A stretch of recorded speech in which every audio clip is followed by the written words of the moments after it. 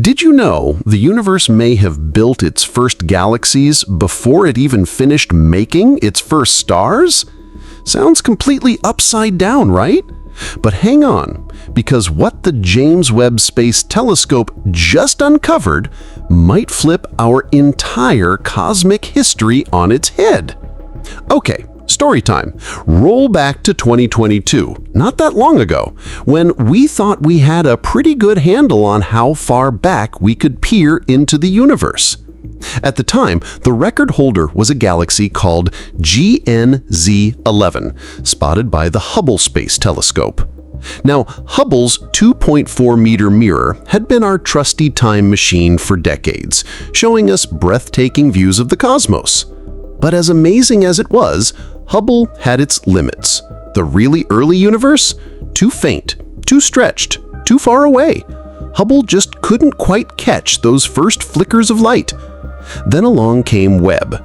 With its massive 6.5-meter mirror and infrared vision tuned perfectly to the glow of ancient galaxies, Webb was built for this exact job. And from day one, it started smashing records. One of its first jaw-dropping discoveries was a galaxy called GSZ14, better known as Jade's Galaxy, sitting at a redshift of 14.32. Quick refresher, redshift is basically the universe's way of telling time. The bigger the number, the older the light. That alone was huge news, but Webb wasn't done. Soon after, it spotted another contender, Mound Z14, with an even higher redshift of 14.44. Translation, we're now seeing light from just a few 100 million years after the Big Bang. Let that sink in. We're staring at the universe's baby photos, images captured when cosmic time had barely even started ticking. And here's where things got really weird. Mound Z14 turned out to be tiny, only about 500 light-years across. To put that in perspective, our Milky Way stretches over 100,000 light-years. Yet this little speck of a galaxy, it was blazing with light. Far brighter than something that small had any right to be, especially at a time when stars were supposed to be just getting their act together. Now for the jaw-dropper, astronomers expected to find a supermassive black hole at its center, because usually galaxies forming stars at breakneck speed need one to regulate the chaos. But Mound Z14? Nothing. No giant black hole, just a tiny galaxy somehow running the show all on its own. And then Webb delivered the twist no one saw coming. When astronomers analyzed its light using spectroscopy, they found nitrogen. That might sound boring at first, but in cosmic terms, it's shocking. Nitrogen means serious star formation has already taken place, with stars living, dying, and recycling their guts back into the galaxy. In other words, this little baby galaxy was already far more chemically evolved than anyone expected it could possibly be at this stage. Think about it. Galaxies this early in the universe were supposed to be bare bones, made of almost nothing but hydrogen and helium. No fancy elements, no richness, just the basics. But Mound Z14? Oh no, this little firecracker is anything but simple. When astronomers looked closely at its light, they found chemical fingerprints that screamed of multiple generations of stars. Think about what that means. Stars were born, lived their entire lives, exploded in brilliant deaths, and seeded the galaxy with heavy elements, all before Mound Z14 even lit up the sky. That's not just surprising, that's downright cosmic whiplash.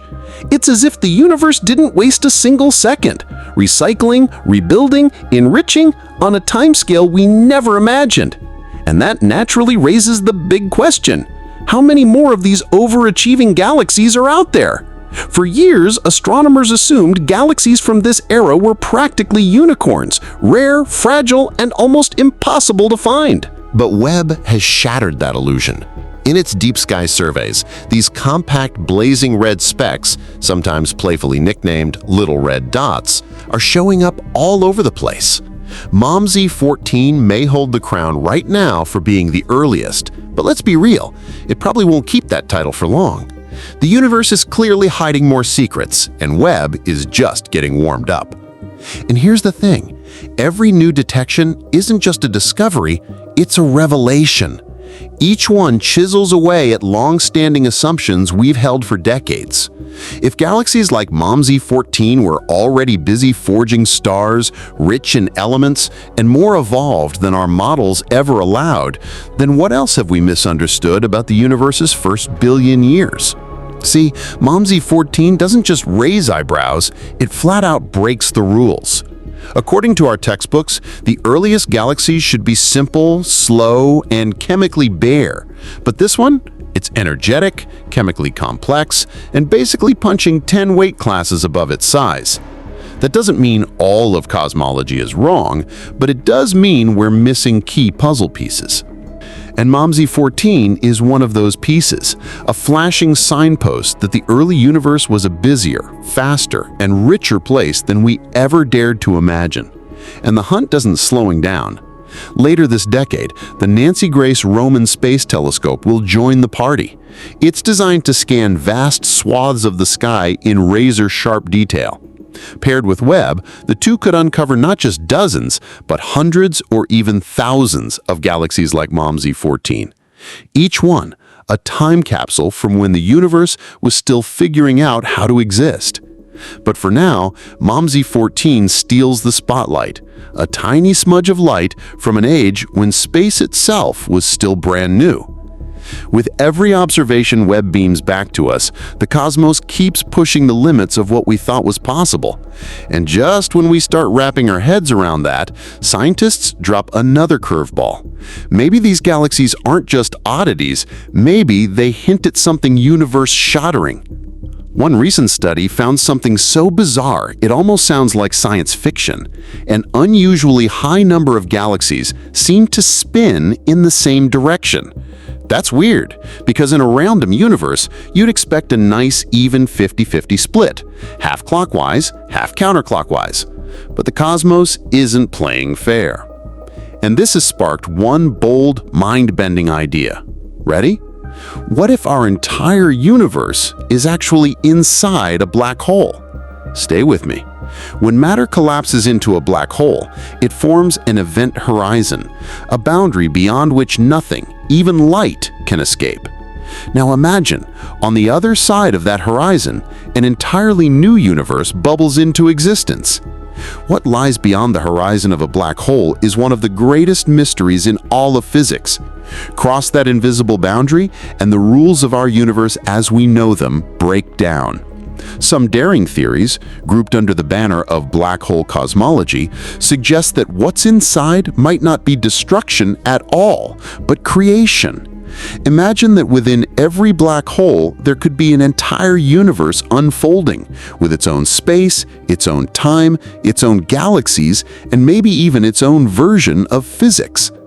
So when we spot galaxies spinning in suspiciously similar directions, or stumble upon ancient galaxies like MOMSI 14 that look chemically advanced way earlier than they should, maybe these aren't just oddities, maybe they're breadcrumbs.